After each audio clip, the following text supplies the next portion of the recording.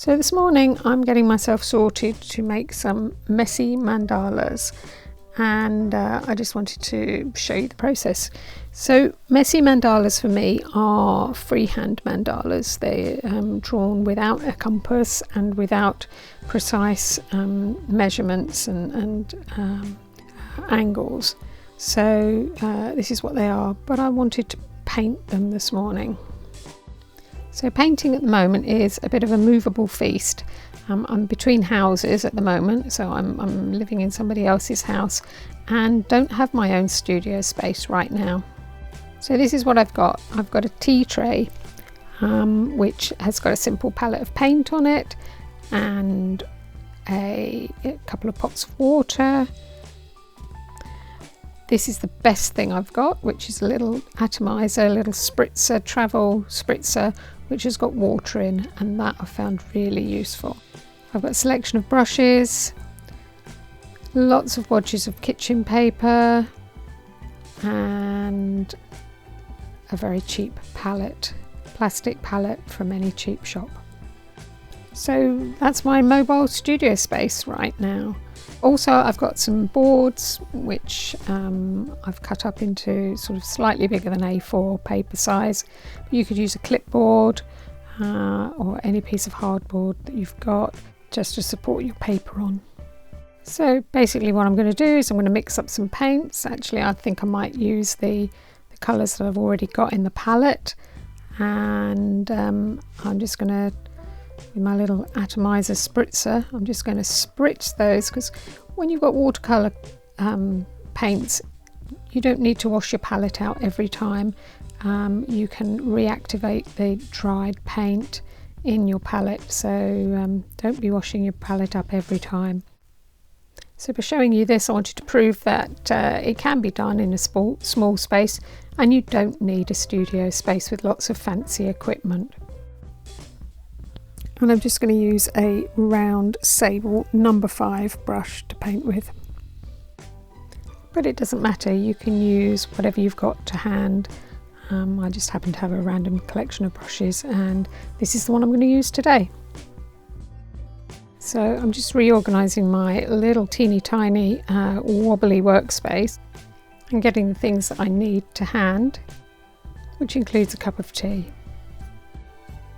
So I'm just finishing activating my paints by just giving them a stir around. Now they've got water to them, and that's something, like I said earlier, you can do with watercolour paints. And I don't know whether these are going to go together or not, but we're just going to busk it. So with my first colour, I'm just going to start in the middle of the page and just make a circle. So I've opted to go for pretty much blues and greens, and I'm just starting with a very simple circle right in the middle. So I'm ready to go in with my second colour. So I'm just going to go around the first colour, make a circle around that colour, and it doesn't matter at this stage whether the two colours touch each other, and if they do and they're both wet, they will merge and bleed. But that's half of the joy of it. It's a messy mandala, and that's the fun of watercolour paints. Of course, if you don't want too much bleeding and mixing of the colours, then you've either got to leave the first colour to dry, or you leave a little area of white between the two colours. I actually don't mind the bleeding. For this third colour, I've now going to just try and make that a bit of a wider band of colour. So I've put my brush onto the side a little bit more, and just turning the paper around, I'm trying to get a wider band of colour going around that second colour.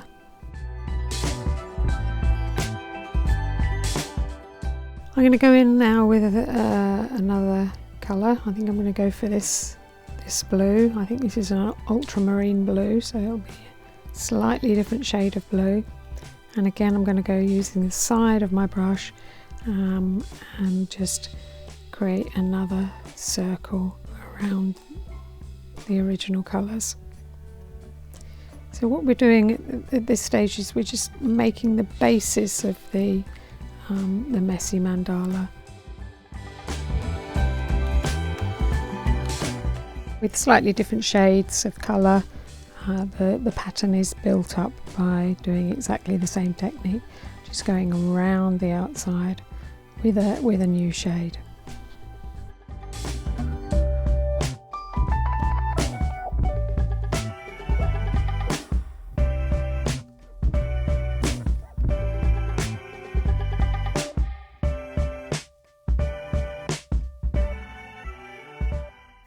And I think this is going to be my last layer.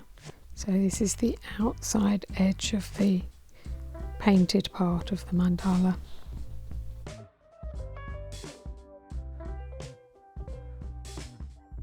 So that's it, that's the painting done. So I wanted to prove this morning that art can be done anywhere. So I've already said that, you know, I'm between houses, I don't have my studio space at the moment, and I'm working literally on my knee in somebody else's kitchen. So earlier this morning I painted this. It's ready now, it's dry, it's ready for its next stage, and that's where I'm going to put the detail on. So let's have a go at doing messy mandalas. So we've already got the circle shapes, we've got the concentric circles. So I'm going to just roughly mark with a pencil, very fine pencil lines, divide this circle out into segments. So just drawing it very lightly. It isn't perfect. The centre lines don't completely match up, but that's fine. That's half of the fun of the messy mandala. So we've got 8 segments for the circle. And now I'm just going to go in with a pen. So I have got Unipin permanent markers, fine liners. This is going to be an 0.5. And I'm just going to start creating patterns in each one of the segments. So starting in the middle, we've got 8 segments, so I'm going to just do 8 little patterns right in the centre. And I'm going to do very simple petal shapes in each one of those centre segments.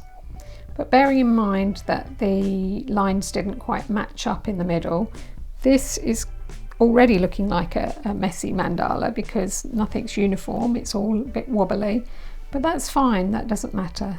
So yep, those petals are a little bit uneven, but that's fine. Just go over them again and see what you've got. So the idea with a mandala is just to create patterns in circles all the way around. So I'm just going to go around and just do another layer of petal shapes and hopefully evening out those wobbly bits to start off with. So already it looks better, but go over the lines. I've got mine on watercolour paper, so sometimes the pen is a little bit rough. Just darken those lines, and if you're not quite happy with it, you can always colour it in like I'm doing here. So I'm colouring that centre section in to cover a multitude of sins and mistakes. So the pattern just develops by deciding what you're going to do on each new layer. Sometimes it's helpful to put little dots where the lines cross, so you're keeping your pattern in the right direction, and then draw to those dots. So I'm doing elongated petal shapes now, just in between those previous petals. So using each new colour band as the next circle, and just develop your pattern from there. So I'm going to speed the next bit up so you can see in fast motion what happens, but it's just working out the pattern and developing it and taking one step at a time.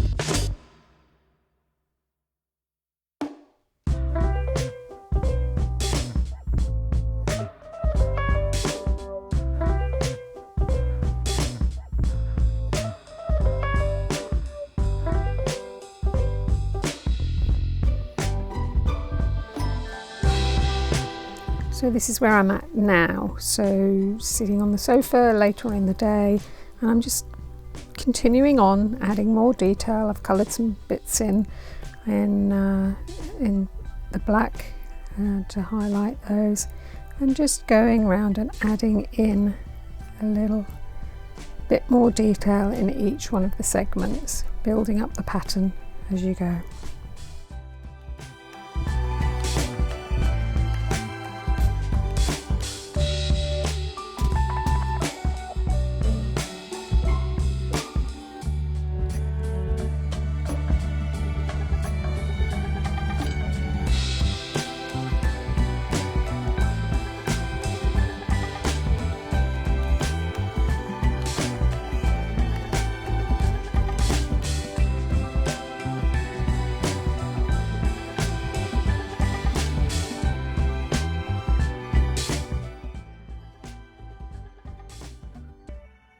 And that's where I decided to stop. So I hope you've enjoyed watching this process and it's inspired you to make some messy mandalas.